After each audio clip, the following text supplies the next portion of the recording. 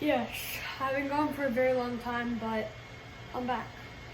And I don't really know what to do on this channel because I'm posting on Instagram all my scootering, mountain biking, snowboarding videos on there, so go check out my Instagram, link will be in the description. But I guess this will just be a review channel for stuff that I get or anything like that. But yeah, I started 3D printing and I'm gonna review the Anycubic Kobra to Neo. So we also kind of got a new setup going on here. I also like Pokemon, so if you want any Pokemon videos, just comment down below. But yeah, so also got Drift RC car. If you guys want videos about that as well, I can do that. But yeah, so this is kind of a new working area, but the 3D printer. So it's honestly pretty good. There have been some problems, and I'll put some images on the screens of the problems later on in the video. But so far it's pretty good. Right now I'm printing a sword. Like this is the handle, and the sword's actually like inside the handle, so it'll like come out when you do that. And this, yeah, so this 3D printer is pretty good. It was $279 Canadian. I got it at Walmart. There are some downsides to this printer, but let's talk about the upsides first. So out of the box, you get the printer, obviously, and you get a few accessories. So you do get this USB stick right here.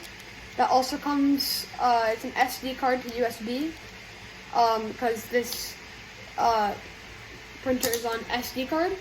And the only problem I've had with this is that this SD card barely works.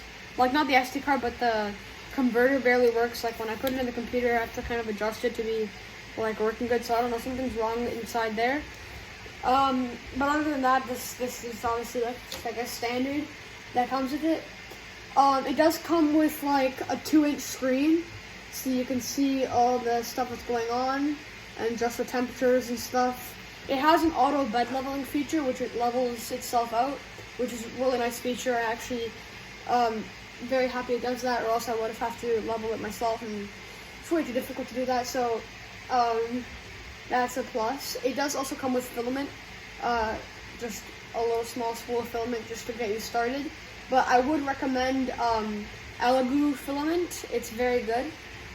PLA, I'm using right now PLA Plus, so it's not the regular PLA, it's the Plus version, because it's stronger, it's better for the stuff I'm probably going to be printing.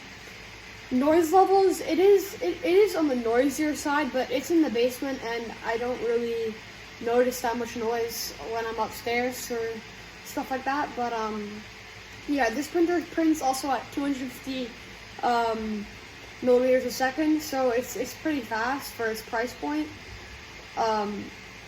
And there are, like, you can adjust the different speeds. Right now I'm printing pretty slow because I don't want I want this to be accurate and stuff, because I've had seems at 250 millimeters per second it's not that accurate as it should be. But other than that, like, it's really accurate when it's at a slower speed. And yeah, so also it came with the box, it came like a spare tip for the extruder, and it came with some wrenches. Also came with this very nice Allen key set, which is actually kind of really useful. I really needed more of these, so that's nice. It comes with all the tools you need to get started and a manual. And they also have videos online to show how to put it together and stuff. Yeah, so that's all the good stuff about it. Now let's talk about the cons. The printer has failed a couple of times at the start. I had a problem with it leveling, or would say abnormal calibration. So, meaning that, like, it's failed to level itself, which is quite interesting. Also had problems with it,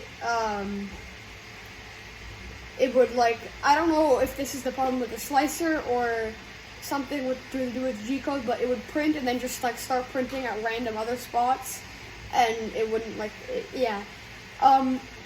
So those were easy fixes. The one fix with the bed leveling, I literally unplugged it and plugged it back in, and it started working perfectly fine. Not sure what that was all about. but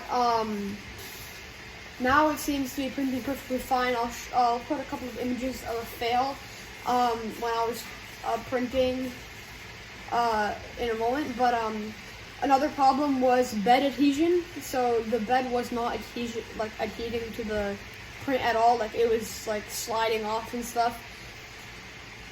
Like I'd expect them to put something on there to make it a bit better, but I guess they didn't. So it's just very slippery on there from the start. I'll put an image right here of what happened when the sword I was printing literally slid off, and then that happened. I don't even know how that's possible. It just turned into a big mess. Another problem I had was the printer getting clogged, and then in the head there was a bunch of filament that just got stuck in the head, and it was like going up, and I had to like take out the filament because it was all like getting stuck up in there. But that was another, like, I just cleaned it up and now it's perfectly fine. So yeah, the assembly, it's, you know, you need 2 people to do it because it's not that easy.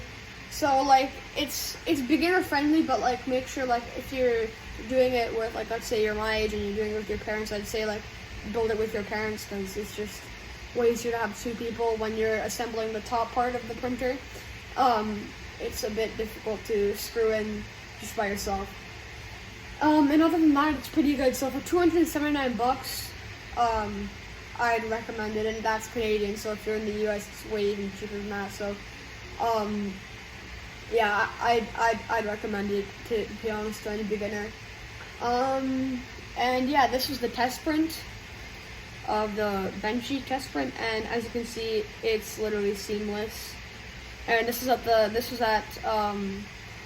the medium speed, so it was like actually like medium fast. It wasn't the fastest, but it was at like close to the fastest speed.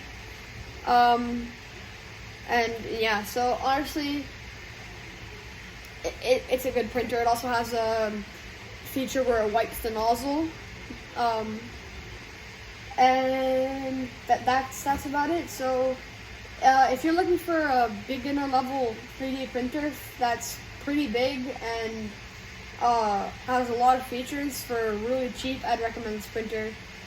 And yeah, so if you guys want any other videos, comment down below.